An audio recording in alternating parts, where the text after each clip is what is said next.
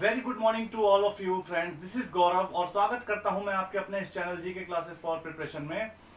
दोस्तों, जैसा कि आपको पता है कि हम लोग अभी हिस्ट्री की सीरीज चला रहे हैं और हिस्ट्री का जो आज हमारा जो चैप्टर होने वाला है वो फोर्थ चैप्टर होने वाला है। आज हम बात करने वाले हैं जो मुगल हैं, मुगल जो थे वो 16वीं और 17वीं शताब्दी में उनकी स्थिति क्या थी उसके बारे में आज हम बात करने वाले हैं। ठीक है, तो आप इससे पहले चैनल को लाइक, सब्सक्राइब और शेयर जरूर कर दीजिए। ठीक है, ताकि ज्यादा से ज्यादा लोगों तक ये वीडियो पहुंच सके और ज्यादा से ज्यादा लोग इसका फायदा उठा सकें। ठीक है, तो चलिए शुरुआत करते हैं और ज्यादा समय व्यतीत ना करते हुए सबसे पहले हम बात करने वाले हैं कि जो हमने पहले जो देखा, इस समय जो पूरा जो देश था वो आप देखोगे कि विविध सभ्यताओं और विविध तरीके की जो समाज था वो हमें देखने को इस समय मिलता है।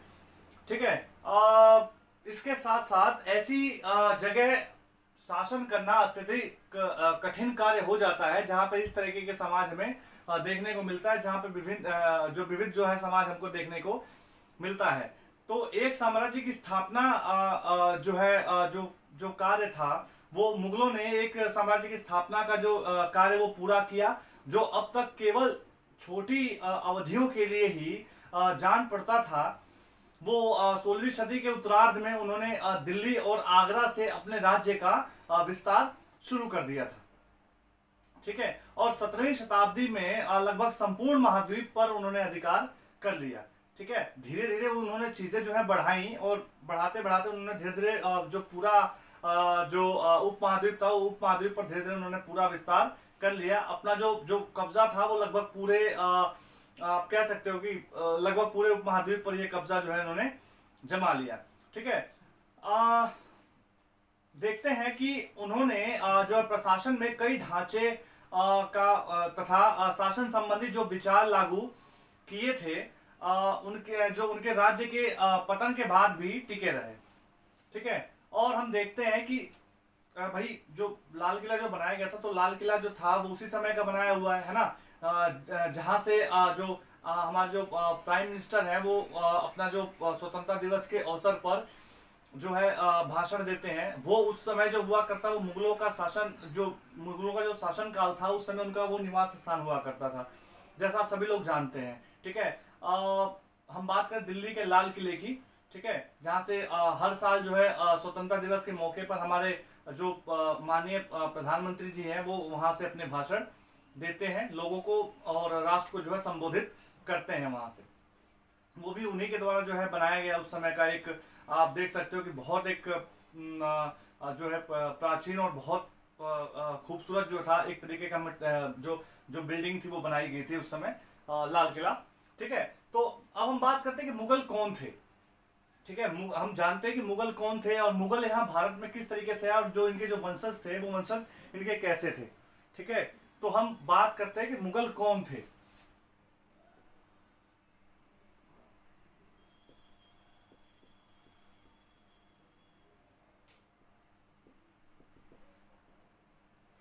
मुगल कौन थे, हम देखते हैं कि जो मुगल हैं वो दो महान शासक वंशों से ताल्लुक रखते हैं।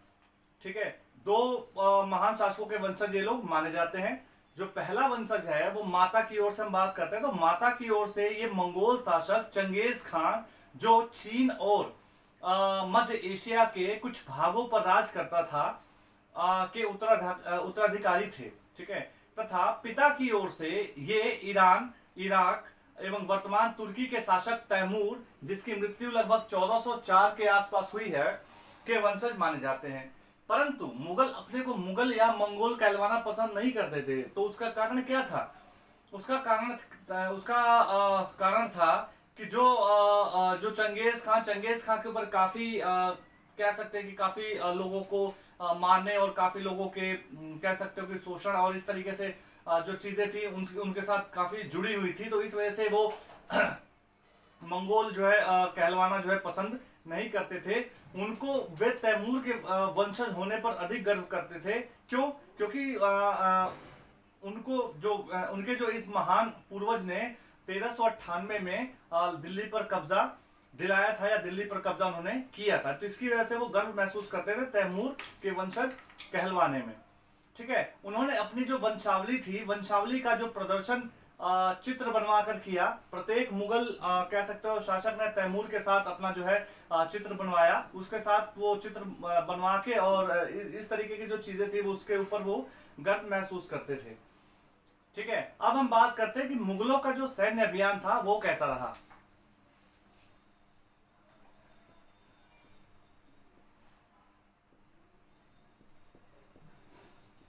मुगलों का सैन्य अभियान और इसकी क्या खास बात रही है। तो हम बेसिकली जो बात कर रहे हैं वो 16वीं से लेकर 17वीं शताब्दी के बीच में बात कर रहे हैं। ठीक है, आज हम इसी के बारे में चर्चा करेंगे। जैसे मैंने आपको बताया था कि ज्यादातर जो चीजें है ना वो मुगलों से रिलेटेड है इस बुक में, जो 7th की बुक है। इसके बाद हम 8th की बुक शुरू कराने वाले हैं। ठीक है, जैसे ही हिस्ट्री के चैप्टर्स खत्म होंगे फिर हम 8th की बुक जो है फिर से जो है अपना पॉलिटी से स्टार्ट करा देंगे। ठीक है, जो नागरिक शास्त्र जिसे आप कहते हो, पॉलिटी कह सकते हो, नागरिक शास्त्र कह सकते हो।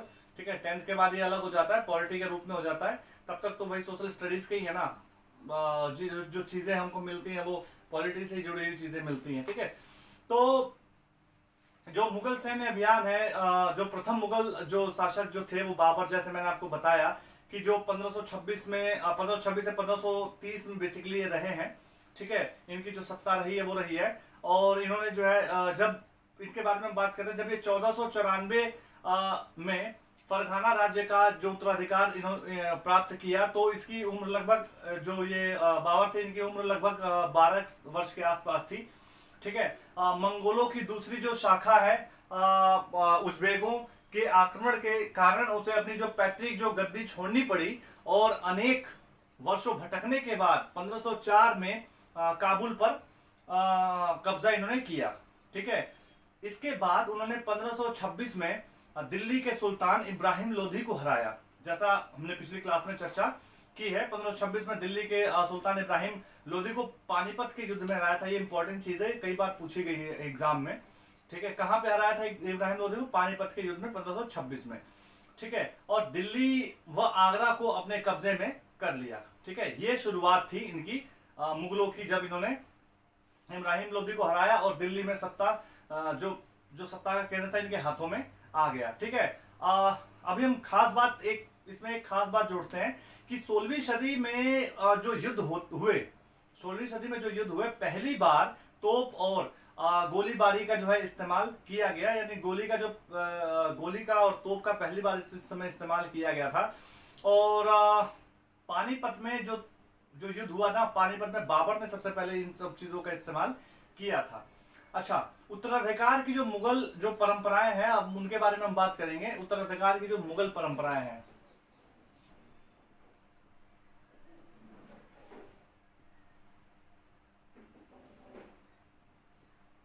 उत्तराधिकार की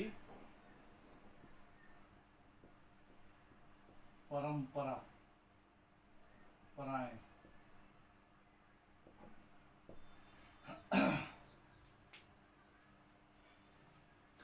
तो अगर उत्तराधिकार के अगर बारे में हम लोग बात करें तो मुगल जो थे वो ज्येष्ठाधिकार में विश्वास नहीं करते थे। बेसिकली हमारे समाज में आज के समय में क्या माना जाता है, जो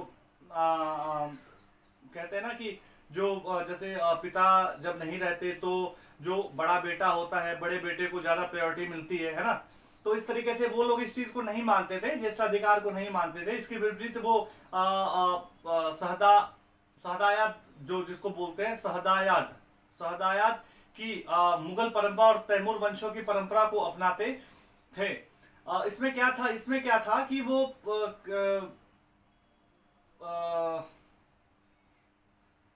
इसमें जो उत्तराधिकारी जो होता था, जो अगर मान लीजिए कि किसी के 4 पुत्र हैं तो वो 4 पुत्रों में बराबर का जो कह सकते जो विभाजन था ना, वो बराबर का विभाजन होता था सत्ता में। तो इस तरीके की परंपरा को मानते थे। मुगलों के जो अन्य शासक थे उनके साथ कैसे संबंध थे, इसके बारे में बात कर लेते हैं।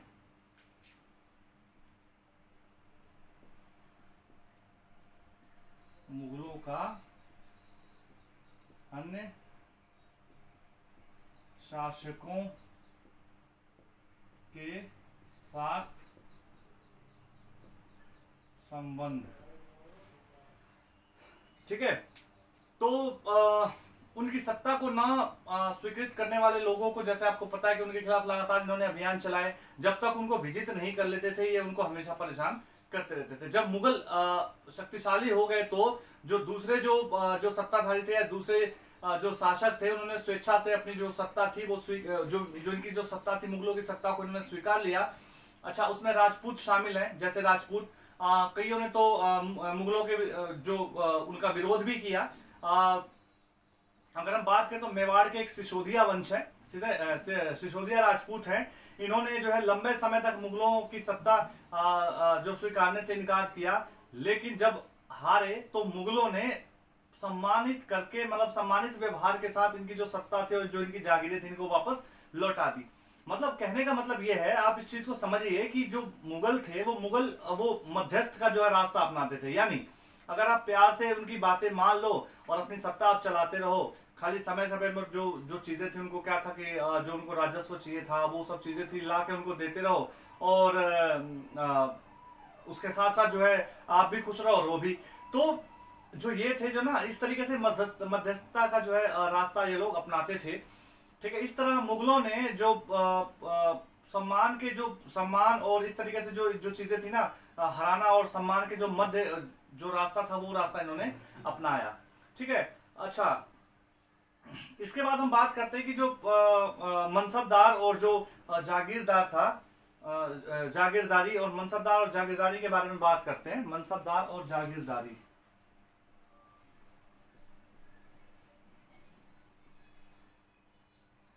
हम बात करेंगे मनसबदार क्या होता है और जागीरदारी क्या होती है। और जागीरदारी, मनसबदारी क्या होती है और जागीरदारी क्या होती है। ठीक है, तो साम्राज्य में विभिन्न समूहों के सम्मिलित होने के साथ ही मुगलों ने तरह तरह के सामाजिक समूहों के सदस्यों को प्रशासन में नियुक्त करना शुरू कर दिया। ठीक है, जैसा कि आप जानते हैं कि तरह तरह के लोग थे, जो समाज था वो काफी कह सकते हो कि अलग अलग जो है जातियों में, अलग अलग धर्मों में इस तरीके से विभाजित था। वहां पे सत्ता कायम करना काफी मुश्किल काम था, सत्ता चलाना काफी मुश्किल काम था। ठीक है, शुरू में ज्यादातर सरदार जो तुर्की यानी तुरानी थे, उनको इन्होंने ज्यादा जो प्रायोरिटी दी। लेकिन उसके बाद अब छोटे छोटे समूहों के साथ साथ इन्होंने शासक वर्ग में भी जो है ईरानियों को, भारतीय मुसलमानों को, अफगानियों को, राजपूतों को, मराठों को और इन्होंने शामिल करना शुरू कर दिया।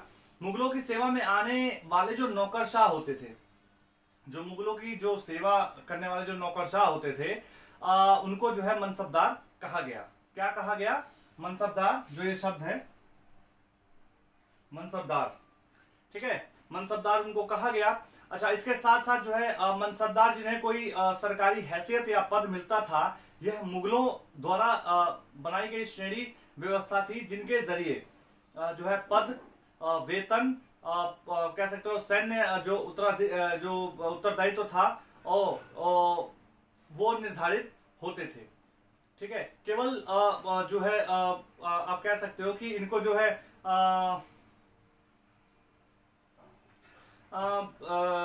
समय समय पर जो है ये लोग क्या करवाते थे, ये लोग जो मनसबदार होते थे ना, समय समय पर जो है अपने जो राजा के कह सकते हो कि जो सैनिक के रूप में जो घोड़े, हाथी, इस तरीके से जो सेना जो रखे जाते थे ना, समय समय पर उनका निरीक्षण करवाते थे लोग।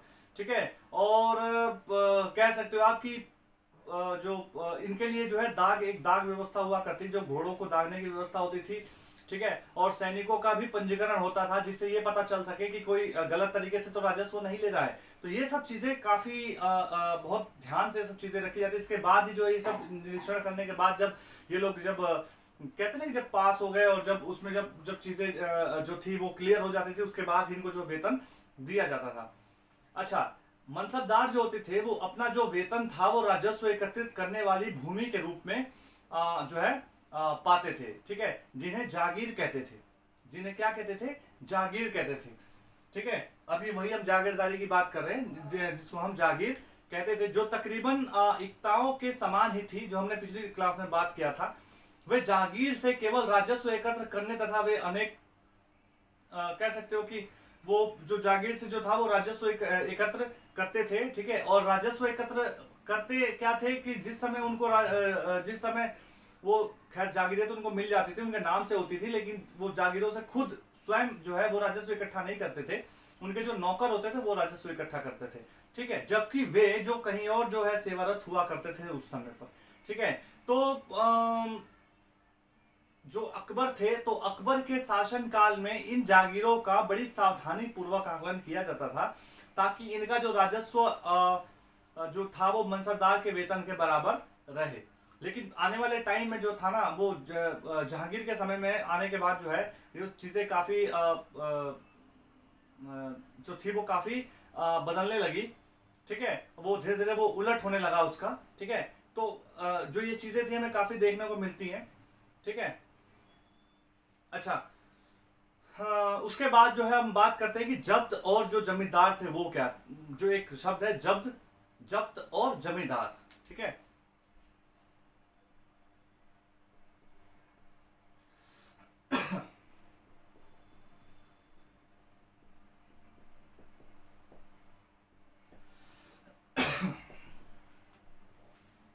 जब्त और जमींदार के बारे में हम लोग चर्चा करेंगे। जब्त और जमींदार क्या है?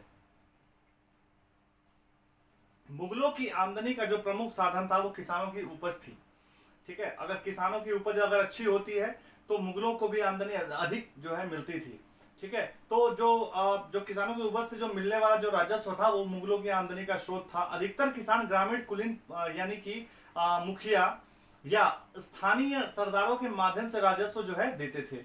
जो किसान थे वो अधिकतर जो किसान थे वो ग्रामीण कुलीनों और जो जमींदार थे वो और या स्थानीय जो सरदार हुआ करते थे इनके माध्यम से जो है कर जो है ये लोग देते थे। समस्त मध्यस्थों हेतु चाहे वे स्थानीय ग्राम के मुखिया हो या फिर शक्तिशाली सरदार हो, मुगल एक ही शब्द का इस्तेमाल करते थे, जमींदार, ठीक है।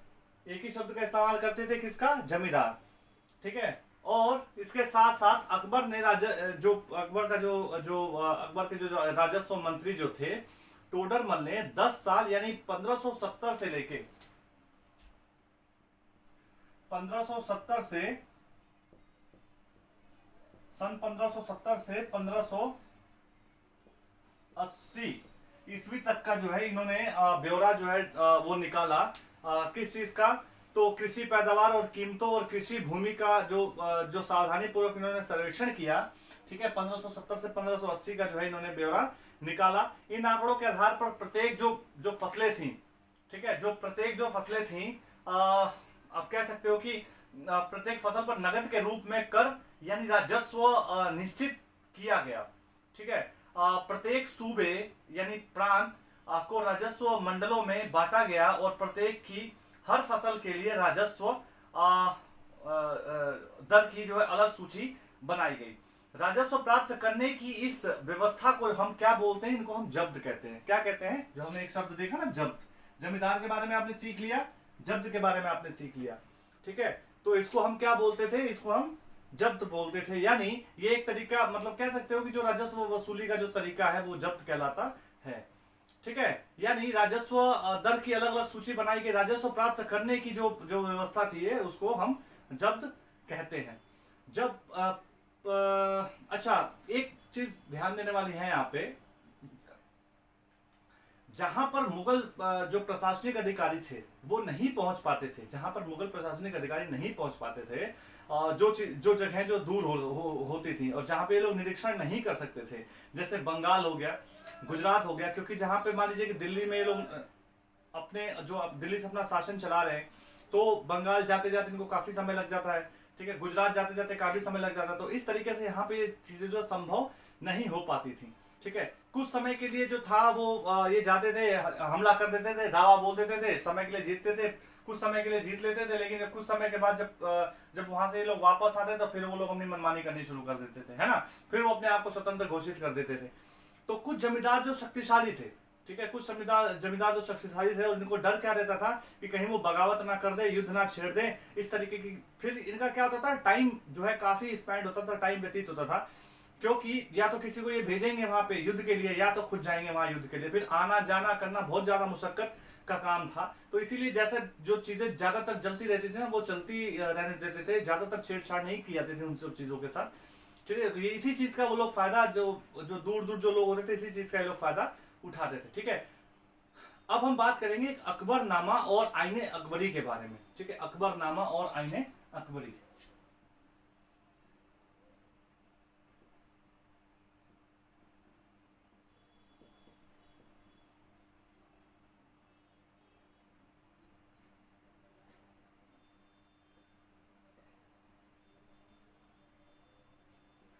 जैसा कि आपने अबुल फजल के बारे में तो सुना ही होगा, है ना।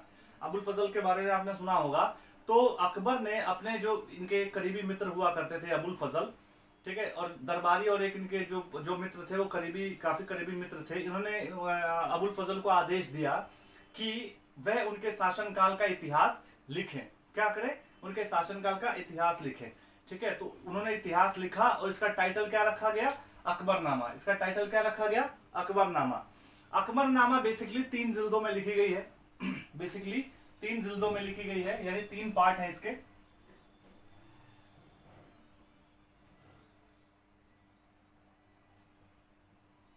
आईने जो अकबरनामा है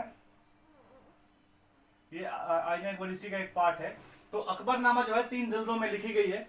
ठीक है, तो जो पहली जिल्द है वो हमें पहली जिल्द क्या बताती है? तो पहली जो जिल्द है वो हमें बताती है अकबर के पूर्वजों के जो बारे में, जो उनके जो बयान है उन बयानों के बारे में बताती है, जो पहली जिल्द है।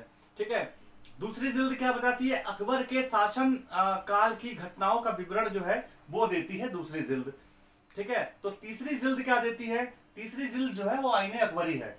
ठीक है, तीसरी जिल्द जो है वो आईने अकबरी है। और आईने अकबरी में अकबर के प्रशासन के बारे में, घराने के बारे में, सेना के बारे में, राजस्व के बारे में, साम्राज्य के बारे में और साम्राज्य का जो भूगोल था उसके बारे में ये ब्यौरा देती है आईने अकबरी। यानी आपने समझ लिया होगा जो अकबरनामा है वो अकबरनामा जो है 3 जिल्दों में है।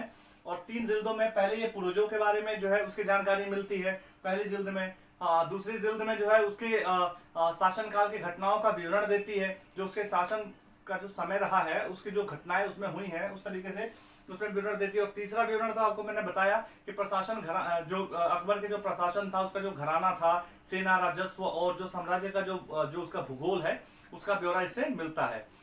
अच्छा, 17वीं शताब्दी और इसके पश्चात जो मुगल साम्राज्य था उसकी स्थिति कैसी थी? ठीक है, 17वीं शताब्दी के बाद कह सकते हो या 17वीं शताब्दी के समय जो मुगल साम्राज्य था उसकी स्थिति शताब्दी में और उसके पश्चात जो था वो मुगल साम्राज्य का समय कैसा था उसके बारे में हम लोग बात करते हैं, क्या चीजें चल रही थी इस समय। मुगल साम्राज्य की आर्थिक व वाणिज्यिक जो है जो आर्थिक और वाणिज्यिक रूप से समृद्धि काफी हुई थी। ठीक है, विदेशी यात्री, जैसा कि आपको पता है कि काफी विदेशी यात्री उस समय आ रहे थे। ठीक है, तो उनको ऐसा मतलब बताया गया था कि धन वाला जो देश है इसको बताया गया था। ठीक है, जब आए वो लोग यहाँ पे तो आने के बाद उन्होंने स्थिति को देखा कि काफी स्थिति जो है उसके विपरीत थी, काफी यहाँ पे असमानताएं देखने को मिलती थी उस समय। ठीक है, और वो ये सब चीजें देख के काफी अचंभित हुए, काफी दंग रह गए थे। ठीक है, और उस समय काफी जो सामाजिक असमानताएं बहुत ज्यादा हुआ करती थी। अच्छा, उस समय क्या होता था कि उस समय जो था आप देखोगे कि जो मनसबदार अपनी आय का बहुत बड़ा भाग वेतन और वस्तुओं पर लगा देते थे। ठीक है, जो मनसबदार होते थे आय का बहुत बड़ा भाग वेतन और वस्तुओं पर लगा देते थे।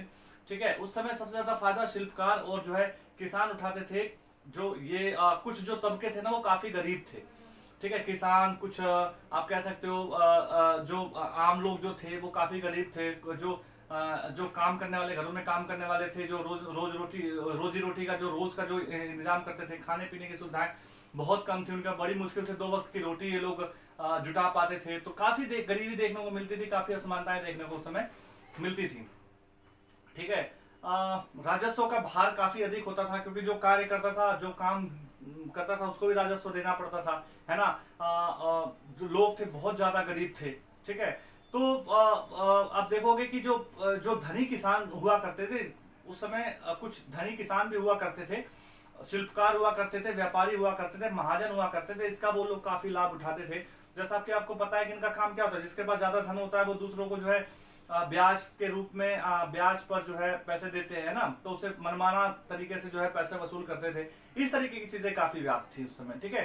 तो कुलीन आप देखो के वर्ग के हाथों में कुछ धन संपदा आप देखोगे कि थोड़ी सी ज्यादा हो गई थी, ठीक है। तो हमें क्या देखने को मिलता है, तो हमें ये देखने को मिलता है कि जिसके पास धन अधिक होता था और वो दिल्ली या आगरा से थोड़ी सी दूरी पर होते थे, जैसे हम हैदराबाद और अवध के बारे में बात करें, तो हमें क्या देखने को मिलता है, वो अपने आप को खुद खुद से ना वो स्वतंत्र कर लेते थे, क्योंकि जो मुगल जो शासक थे उस समय, इनकी जो नींव थी वो काफी कमजोर होती जा रही थी दिन पर दिन।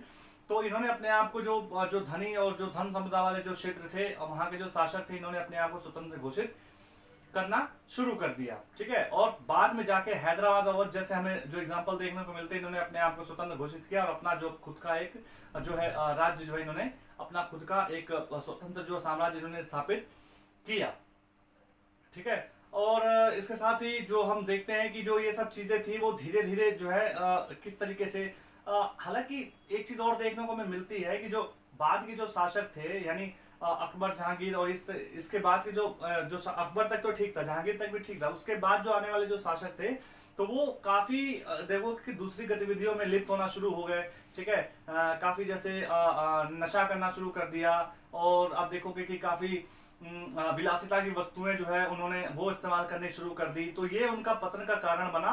उन्होंने युद्धों पे ध्यान नहीं दिया, उन्होंने राजस्व एकत्रित करने पे ध्यान नहीं दिया, उन्होंने जो उनसे जो आप देखोगे जो उनसे लड़ते थे या जो उनसे युद्ध वगैरह करने के लिए जो है वो तत्पर नहीं रह पाए, तो इसकी वजह से उन्होंने अपने धीरे धीरे जो सारा जो साम्राज्य था ना वो खोते चले गए।